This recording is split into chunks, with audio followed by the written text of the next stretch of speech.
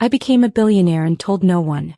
I asked my family for $100 to test them and my father said, "You're pathetic, get a real job." So I cut him out of everything forever. Hey lovelies. Subscribe if you enjoy stories like this, and let us know in the comments where you're joining us from. Now let's continue with the story. I remember the exact moment my entire life changed. It was a Tuesday, unremarkable in every way except it wasn't. The tech company I'd spent 7 years building, pouring every ounce of myself into, had just closed a deal. A venture capital firm offered $1.2 billion. My hands shook as I read the contract. Me, a 32-year-old black woman from a neighborhood where people didn't dream this big, where dreams got crushed under the weight of reality and rent. My father called that evening. I hadn't told anyone yet. I wanted the paperwork final first, wanted it real before I shared this with my family. I thought they'd celebrate me. I thought they'd be proud. "Baby girl, it's getting late and you haven't sent money this month," Daddy said.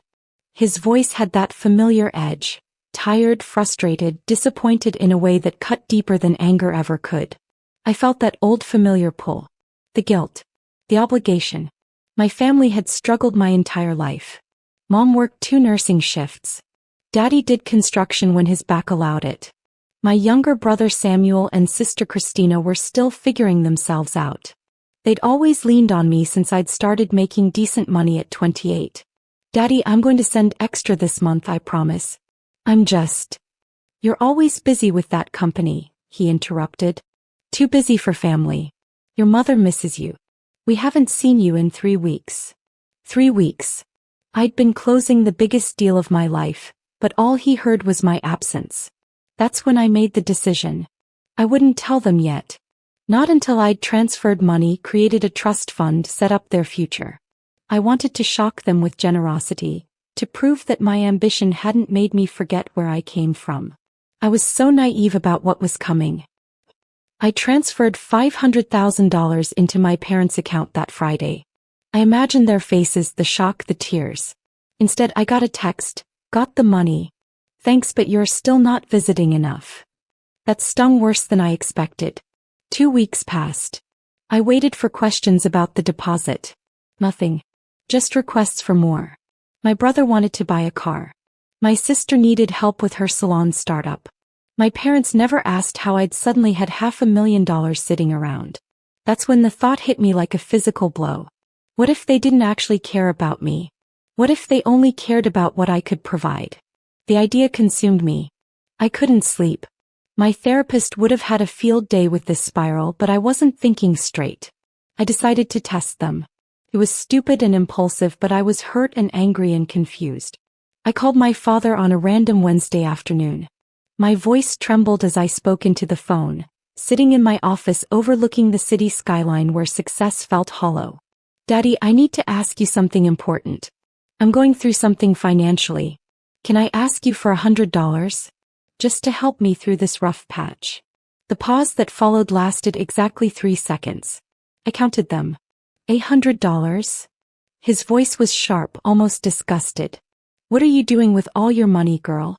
You're pathetic, you know that. Get a real job. Stop playing around with these tech people and get something stable. You're embarrassing this family." I think I stopped breathing. "Did you hear me?" he continued, his voice rising. "You're pathetic. Absolutely pathetic. Don't call here asking me for money when you can't even keep a real career going." He hung up. I sat in my office chair, the phone still pressed to my ear, listening to the dial tone. My hands shook. My chest tightened. In that moment, something inside me, something that had been stretched thin for years, finally snapped. Not the angry kind of snap. The quiet, final kind. The kind where you realize the person you've been killing yourself for doesn't even see you. I needed clarity. Brutal, honest clarity. I called my brother Samuel that evening, didn't mention the $100 test. I asked him casual questions. What was he doing with his life? Was he happy? Did he ever think about our parents, about what kind of people they'd become? "They're always stressed about money," Samuel said, matter of fact. "Why do you think Daddy's always in a bad mood?" "Mom too. That's why we need you to keep helping out. You're doing great with your tech thing, so just keep sending money." He said it like I was a utility company. A reliable income stream with no other purpose. My stomach twisted. I called my sister Christina next. She'd always been closer to me, or so I'd thought. We talked about dreams when we were younger. She wanted to open a salon. I'd actually helped her draft a business plan. Christina, real talk. Do you think I'm doing okay? I asked, testing different waters this time. Obviously you're doing amazing. Making all that money. She laughed. Girl, you better not forget about us little people when you get rich. We built you up, so remember who kept it real with you. Built me up? They'd actually told me repeatedly that my dreams were unrealistic. That I should get a normal job with benefits. That I was wasting my time. What about Daddy? I pushed. Do you think he's proud of me? She hesitated. Daddy's complicated. He's struggling with his own stuff. His back's been worse. But he should be proud. We all should. Should be. Not are. Should be. I hung up the phone and opened my laptop. I pulled up my financial records. Every dollar I'd sent them. Every birthday gift ignored until I reminded them. Every time I'd chosen to be there for them instead of building my company. Every sacrifice documented in transaction history and text message receipts. I created a spreadsheet. My obsessive mind needed to understand the math of my misplaced love. I didn't sleep that night or the next. I kept replaying my father's words. You're pathetic. Get a real job. My company's closing announcement happened Friday. The press release went live. News outlets picked it up. Local woman becomes billionaire through innovative tech platform. It was happening. It was real. My phone exploded. Texts from extended family. Friends. Colleagues congratulating me. My Twitter mentions filled with people I hadn't spoken to in years suddenly remembering I existed. My family didn't reach out. I watched my brother's Instagram story. A photo of the new car he'd bought with the money I'd given him. Caption, blessed to be eating good right now. No mention of me. No gratitude. My sister posted photos from her salon. All the renovations funded by my investments in her dream. Not a single tag thanking me. My parents? Complete silence. At 10:47 p.m. that Friday, my mother finally texted, saw something on Facebook about your company. That's nice. Anyway, can you cover the electric bill? It's higher this month. That's what broke me. Not anger. Not rage. Worse. Indifference wrapped in need. I called a family meeting for Sunday at their house. I hadn't been back in 2 months. The house looked the same. Small, worn around the edges, filled with the weight of struggle and resentment. My mother hugged me stiffly. My father barely looked at me. Samuel made jokes about my fancy car. Christina seemed nervous, like she sensed something was wrong. I sat at that dining room table where I'd grown up, where I'd done homework while my parents argued about bills, where I'd first dreamed of escape and success, and I told them everything. I'm a billionaire, I said, my voice steady and cold in a way they'd never heard before. I've been a billionaire since 2 weeks ago. And you know what? Not one of you asked. Not one of you wondered where that $500,000 came from. Dad, you called me pathetic when I asked you for $100 while keeping $500,000 secret. My father's face went red. That's not fair. Fair. I interrupted. Let me tell you about fair. It's fair that I've been sending money for years. It's fair that I turned down job offers, networking events, relationships because I was working 80-hour weeks trying to build something. It's fair that I did it partly for me but mostly for you. To prove something to this family. To show you that our neighborhood doesn't define us. To show you that a poor black girl could make it and I'd bring you with me. My mother started crying. Baby, we're proud of you. No, you're not, I said quietly. You're proud of the money. There's a difference. A fundamental, devastating difference. Samuel found his voice first. So what, you're mad we didn't throw you a party? Come on, sis. You can't expect us to. To what? I cut him off. To actually love me? To see me as a person and not a resource? You're right. I shouldn't expect that. I turned to Christina. You said we built you up. When you told me my dreams were stupid. When you borrowed money from me 3 times and forgot to pay me back. When you posted pictures of my investments in your salon without mentioning my name. She looked devastated, but I was past caring about anyone's pain except my own. My father, quiet until now, finally spoke. His voice was different, less angry, more defensive. You think you're better than us now. That's what this is about. You made money and now your family embarrasses you. No, I said, and I meant it. If that were true, I wouldn't have given you $500,000. I wouldn't have set up trust funds for my siblings.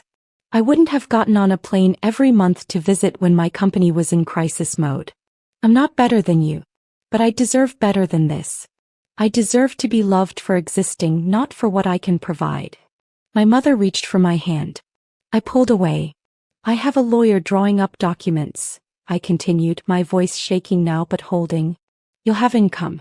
Enough to live comfortably for the rest of your lives. That was always the plan. But the relationship, the daily calls, the pretending that we have something real, that stops today. The silence in that room was suffocating. I could hear the refrigerator humming, the sound of cars passing outside, the neighborhood kids playing in someone's yard. Normal sounds in an abnormal moment. I'm cutting off contact, I said. Complete no contact. You'll have your money. You'll be fine financially. But I can't do this anymore. I can't be your daughter, your bank account, your proof that one of us made it. I just can't. My father's face crumpled. For just a moment I saw him clearly, not as the man who hurt me but as a man who was hurt. Someone who'd spent his whole life feeling like a failure and couldn't handle his child's success because it reminded him of his own limitations. It didn't change anything. Understanding doesn't equal forgiveness. Empathy doesn't equal staying. I left their house and didn't look back. Not metaphorically. Literally didn't turn around as I walked to my car. I was afraid if I did, I'd see my mother's tears or my father's regret and I'd crack. I couldn't crack. That night I sat in my new apartment, a penthouse I'd leased but never really felt at home in, and I cried. Not the sad crying. The angry kind. The kind where your whole body shakes and you can't breathe right and you're mad at yourself for ever believing in love. My phone kept ringing. Samuel called 4 times. My mother sent text after text. Baby, we're sorry. Please call us. My father sent nothing. He just had my mother do the emotional labor, which somehow felt like the most insulting thing of all. I blocked their numbers Tuesday morning. The professional fallout was immediate. By Wednesday, a story had leaked to the press. Billionaire cuts off family after fighting over money. I hadn't told anyone. My sister did. She posted screenshots of the family group chat on Twitter, painting me as an ungrateful, greedy woman who'd abandoned her family the moment she got rich. The internet did what the internet does. My mentions filled with judgment. #ungrateful daughter trended. People speculated about what I'd really done to deserve this. Women's forums questioned whether I was actually the victim or just a selfish rich girl. The narrative shifted. Suddenly, my family were the ones being hurt by an ambitious woman who forgot her roots. My former best friend Tanya reached out. We'd grown apart over the years as I worked more and she'd gotten closer to my sister. Your family is really hurt, Tanya said when I agreed to coffee. I know you're angry, but they're your family. Blood is blood. Blood is blood, I repeated. That's what abusers say. That's what people who benefit from your labor say. Blood being blood means I owe them my mental health. I owe them my success. I owe them my love regardless of how they treat me. Tanya looked uncomfortable. That's not what I meant. Yes, it is. And I appreciate you caring about them, but I need people around me who care about me. Unconditionally. Not transactionally. She left the coffee shop angry and I never saw her again. That's when I realized the real cost of my decision. It wasn't just my family I was losing. It was the entire ecosystem built around making sure they were happy. Friends who'd chosen them. Relatives who felt obligated to take their side. A history I was rewriting by refusing to be the supporting character in their story. Loneliness hit different when you had billions in the bank. I bought everything I'd ever wanted. A house. Multiple houses. Art I didn't understand but could afford. Travel to places where nobody knew who I was or where I came from. Therapy. So much therapy. My therapist, Dr. Richardson, was one of the few people I trusted to have honest conversations with me. Do you regret it? She asked me during one session about 3 months after the break. I didn't answer immediately. Did I regret cutting off my family? Or did I regret the circumstances that made it necessary? Did I regret having a heart that wanted to love them even after they'd shown me they couldn't love me back? I regret that it had to happen, I finally said. I don't regret making the choice to protect myself.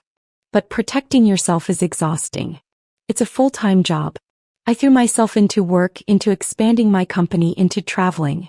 Anything to not sit alone with my thoughts and the realization that the people who raised me didn't actually know me and wouldn't have cared to. My father tried to reach out once through a third party. A lawyer representing the trust fund I'd set up came to me with a letter. Handwritten. I almost threw it away without reading it. I didn't. Baby girl, I'm sorry. I was struggling. I was angry at my own life and I took it out on you. That $100. When you asked me for it, I thought you were testing me. I thought you were being fake because you had money and didn't want to admit you needed your daddy. I was wrong. I was stupid and wrong. Please come home. We miss you. I miss you. Sis. I read that letter 17 times. Each time I felt something crack open inside me. That's the thing nobody tells you about cutting off family. It's not clean. It's not final. Every apology, every "I miss you," every attempt at contact, it's a reopening of the wound. But I also knew the truth. Apologies without change are just words. Pretty sounds that mean nothing. Daddy was still living in my mother's house. Still not working on whatever emotional issues made him lash out. Still expecting that his regret would be enough to fix what years of neglect had broken. It wasn't enough. It would never be enough. 6 months after cutting contact, I was working late at my office when security called. My parents were downstairs asking to see me. My heart stopped. Then restarted, angry. I told security to let them up. When they stepped out of that elevator, they looked smaller than I remembered. My mother had aged. My father moved slower. They looked like regular people, not the giants who'd shaped my childhood. We shouldn't have let you leave like that, my mother said immediately, no preamble. We shouldn't have done any of it. Your father and we talked to someone. A counselor. And we realized how selfish we've been. My father's eyes were red. He'd been crying. I'm sorry, sweetheart. I'm so sorry. I was wrong. You asked me for help and I made it about my own insecurities. I've spent 40 years being angry at the world for not giving me what I wanted. And when you tried to share your success with me, I couldn't handle it. That's on me. That's my failure, not yours. It was a good apology. Probably the best he'd ever given me. And it changed absolutely nothing about what I needed to do. I believe you, I said, and I meant it. I believe that you're sorry. I believe that you're working on yourself. And I'm genuinely glad that you are. But I can't come back. I can't go back to being your daughter in the way I was before. That person died. She died the moment you told me I was pathetic. My mother's face crumpled. You don't get to say that to us. You don't get to be this cold. Actually, I said quietly, I do. That's what boundaries are. And you taught me that, ironically. You taught me that people who love you will hurt you and then expect you to just absorb that hurt and move on. I'm done absorbing. My father stood up. For a second, I thought he was going to yell at me again, to revert to the man I'd walked away from. Instead, he just looked at me with profound sadness. I lost my daughter, he said. I actually lost my daughter and I did it to myself. The door closed behind them as they left. I sat at my desk in my expensive office overlooking my expensive city and I didn't cry. I just felt numb. Months turned into a year. I established a routine. Work, therapy, carefully chosen friendships with people who had no connection to my past. I dated someone briefly. A kind man named Daniel who didn't know my family and didn't care about my money. It lasted 4 months before I realized I was too broken to let anyone in. Christina reached out through Instagram DM. She'd gotten my info somehow. I'd changed my number, my email, everything. Sis, I know you're mad, but you have to understand we were just surviving. We were doing the best we could. You cutting us off like you are better than us is messed up. By the way, Mom has been having chest pains from stress. You should know that your choices have consequences for people who actually care about you. Sis. I almost responded. The guilt surged up like bile. My mother having chest pains? What if something happened to her? What if I was being too harsh? What if I was actually the villain in this story? Then I remembered something Dr. Richardson had said. Guilt is your body's response to being made responsible for other people's emotional reactions. But you are not responsible for their feelings.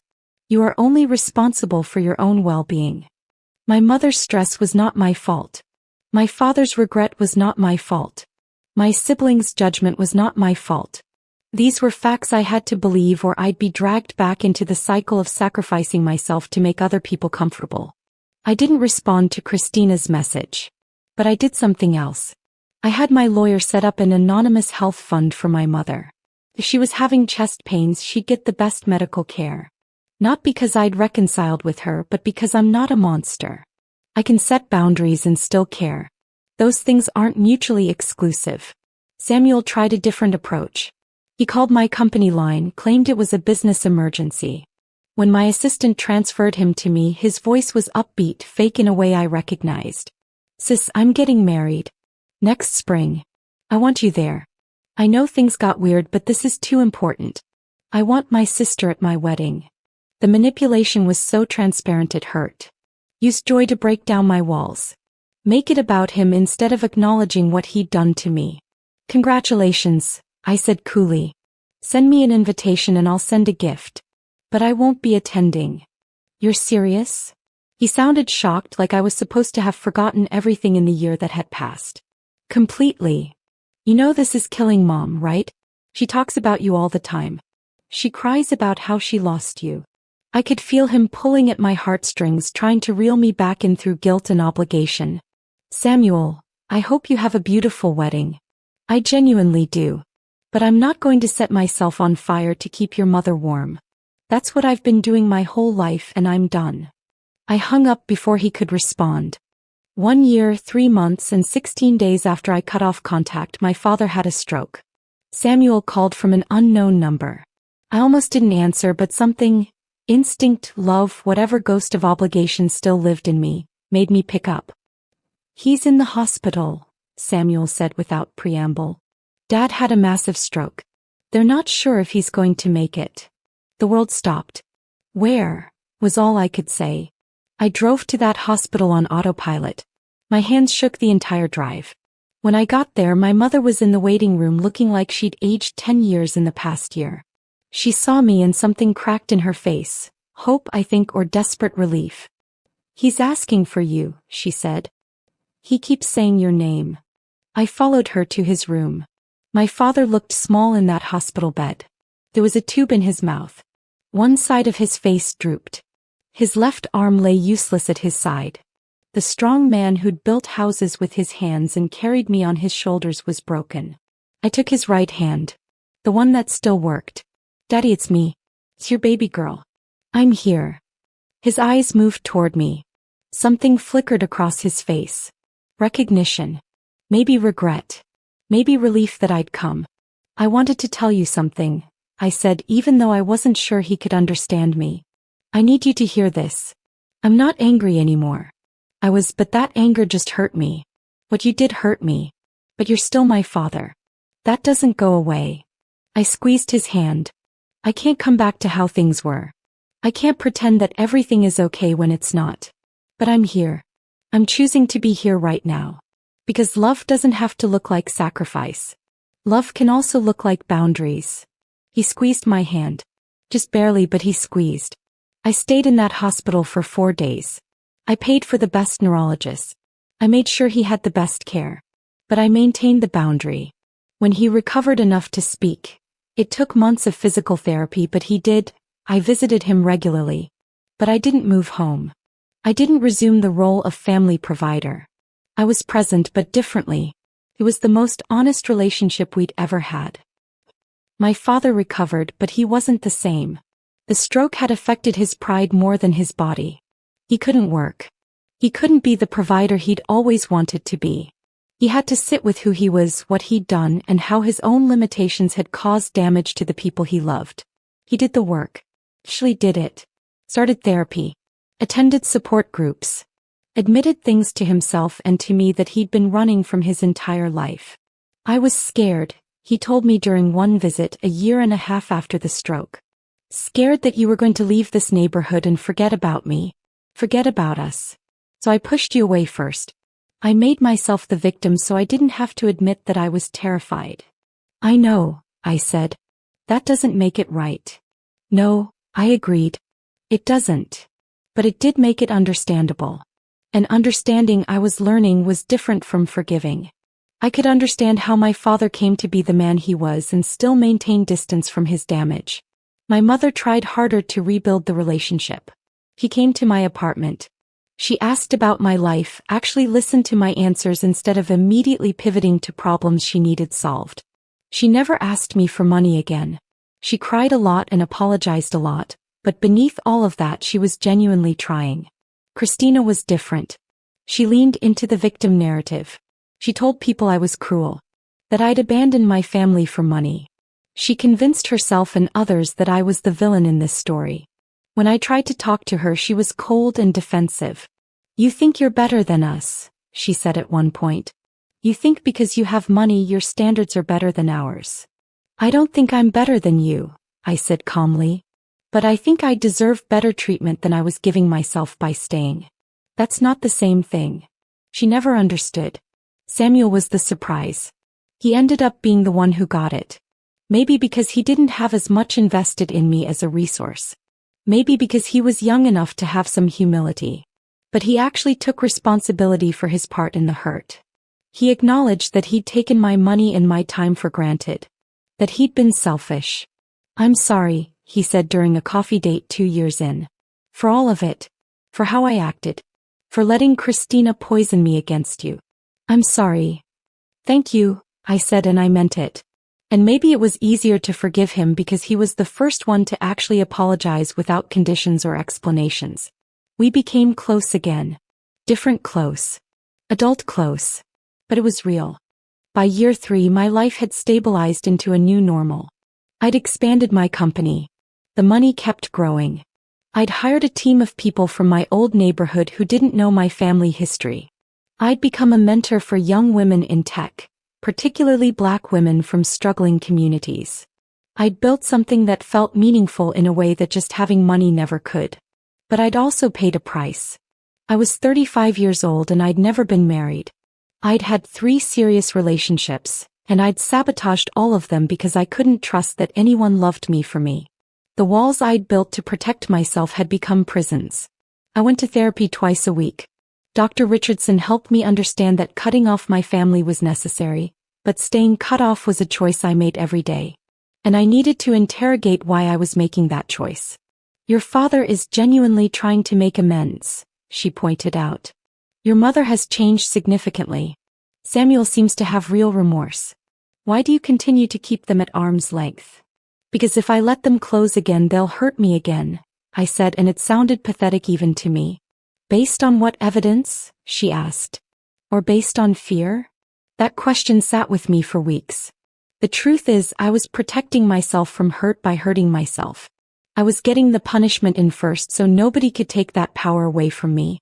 It wasn't healing. It was sophisticated self-sabotage wrapped up in the language of boundaries. So I made another decision. I'd let them back in. But differently. I'd have a relationship with my father because he was doing the work. I'd have a relationship with my mother because she was genuinely trying to be different. I'd keep my distance from Christina because she wasn't ready to take responsibility. And I'd invest in Samuel because he had grown. But I wouldn't be their financial savior anymore. They'd have the trust funds I'd set up. But they wouldn't have me as their personal ATM. The last boundary. The most important one. It's been 5 years since I cut off my family. 4 years since my father had his stroke. 3 years since I started letting them back in on my terms. Last month my mother called me. Not for money. Just to talk. She was at the doctor and they'd found a lump in her breast. She was scheduled for a biopsy in 2 weeks. She wanted me to know. She wasn't asking me to solve it or fix it or come home. She was just sharing her life with me. Thank you for telling me, I said. I'm glad you did. Me too, she said, and I could hear the smile in her voice. I'm scared, but I'm glad I can tell you about it. My father got on the phone. Baby girl, your mother's going to be fine. We're going to handle this. But I wanted to say thank you for answering. Thank you for not closing the door completely. You're welcome, I said, and I meant it. The biopsy came back clear. It was a benign lump. My mother is fine. But something shifted in me that day. I realized that my anger at my family had been righteous and necessary and also, eventually, exhausting.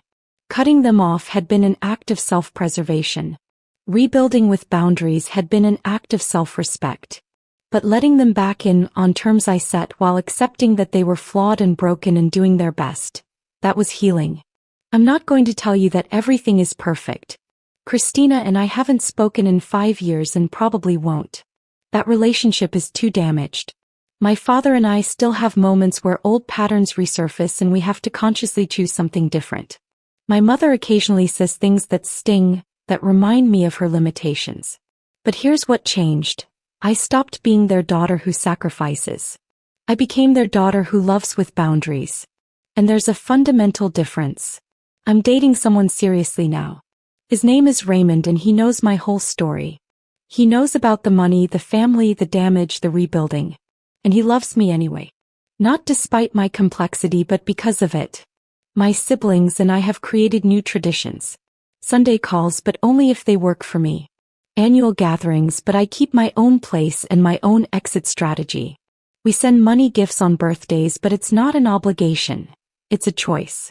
I'm a billionaire woman who cut off her family, rebuilt with them, and learned that love doesn't have to look like self-destruction. To anyone out there reading this who's struggling with the same thing, cutting off toxic family isn't a failure. It's an act of self-love. And rebuilding with boundaries isn't weakness. It's wisdom. You get to decide what family means to you. You get to decide who stays. And you get to decide what love looks like. Your story doesn't have to end the way mine did. But whatever you choose, whether it's no contact, boundaries, or rebuilding, make sure it's for you. Not for them. Never for them. That's the real moral of this story.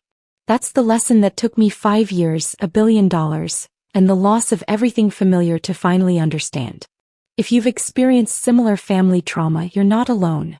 If you're struggling with setting boundaries, please consider therapy. If you're thinking about cutting off family, give yourself permission to do what's best for your mental health. You deserve that. You truly do. Want more stories about overcoming adversity, setting boundaries, and finding strength? Subscribe to my channel and comment below. What's the hardest boundary you've ever had to set and how did it change your life?